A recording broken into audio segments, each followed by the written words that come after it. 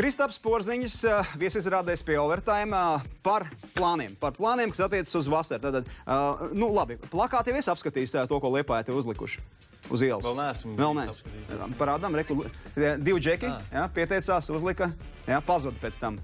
Tā kā Saskas neatrada, viņas tā atstāja to plakātu. Labi, skaista bilde, viss kārtībā, Liepāja par tevi priecājas. Nākamais, bērnu nometne. Kas tas būs? Tur ir jāprasa dziļāk, ja jūs gribat zināt, tad jāprasa maniem brāļiem, kas visu organizē, bet, principā tā būs nometni jauniešiem no 14 līdz 16 gadiem, tā kā lielākajiem, perspektīvākajiem Latvijā. Un tad, principā, 3-4 dienas savāksies, uzspēlēs, tur būs treneri no ārvalstīm, un es domāju, ka būs ļoti labs līmenis, būs interesanti. Viņiem būs profesionāli kaut kā darīt, tā kā mēs varēsim tā kā parunāties. Kur, kad? Liepājā tas būs. Liepājā, jūnija vidus, jā. Kur var pieteikties? Es nezinu, vai var tā pieteikties. Kas tur? Tas atkal jāprasa. Paprasīsim Bračam. Labi. Mērķis, doma?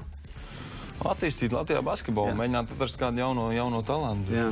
Kāds izlec? Valdi, tev pieredze tādās nometnēs izlec? Nē, pirmkārtām, es domāju, ka ļoti daudz nesaprot vienu lietu Latvijā, kad, Kristaps var spēlēt Latvijā, cik viņš grib, vai nespēlēt. Bet viņa ietekme ļoti liela, un, viss šīs nometnes, tādas akcijas ir jātaisa, tāpēc, ka vienalga, kurš bērns, kurš vien vecāki grib izvēlēties ar hokeju, futbolu, volejbolu un basketbolu, ieraugot šo Kristapu piedāvājumu, droši vien izvēlēsies basketbolu. Tā ir tava atbildība par šiem jauniem basketbolistiem. Tas, ka tu viņus var ierautēt basketbolā, ne jau kāds cits. Aiz tevis nāk bari. Jā, tur ir tā lieta. Tur var tā izlase spēlēt tik labi vai cik nelabi, bet visi grib tos talants, visi grib redzēt to augšējo virsotni. Un basketbola laukuma izveide, kas arī tika pieteikta sezonas vidū, kā ar to?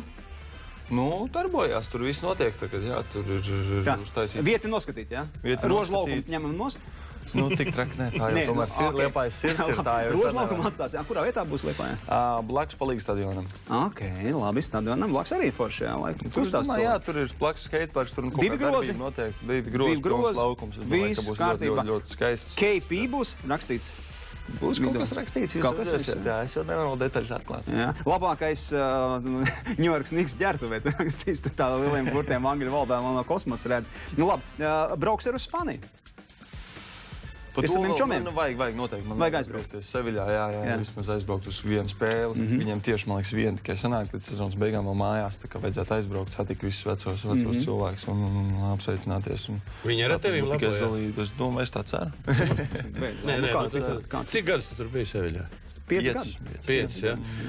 Valdi, viņš jau faktu slēp, ka šī pārēde mums ir pa īsi, bet principā ļoti labs stāsts ir visiem jauniem, gribētu zināt, tas brīdis Liepāja un tā pārēja uz turieni.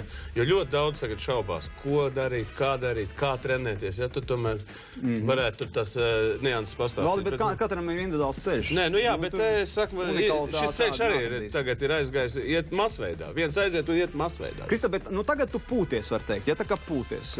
Kā tā gatavošanās nākamajai sezonai sākās? Kurā brīdī? Kādējā? Es jau nevienā brīdī neesmu tā, ka es neko nedaru.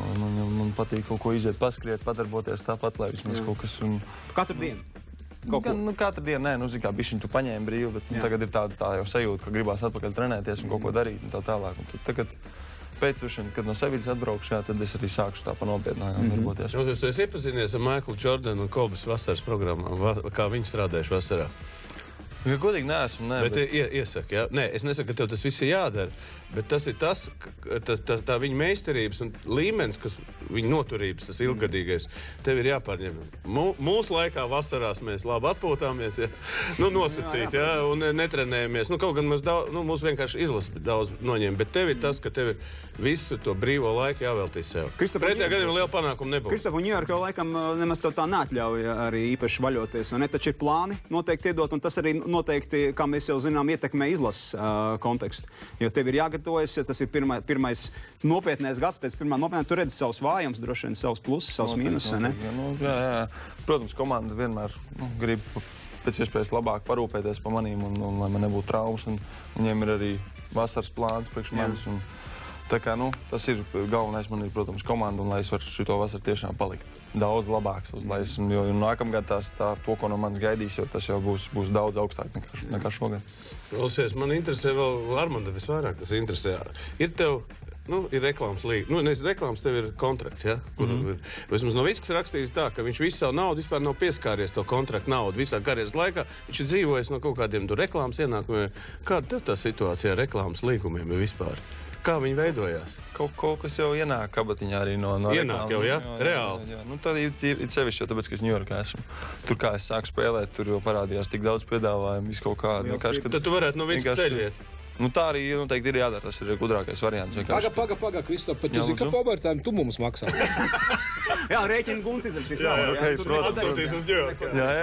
Jā, bet šī vasara ir svarīga vispār, ja runājam arī Latvijas izlases kontekstā tādā nozīmē nākotnē, ilgtermiņā, jo te ir jāliek pamat, lai tev tie kauli, kājas un vispārējais iztur. Pretējā gadījumā, mēs jau nevaram tikai vienu vasaru dejot ar porzeņu un pēc tam izmest viņu kaut kur.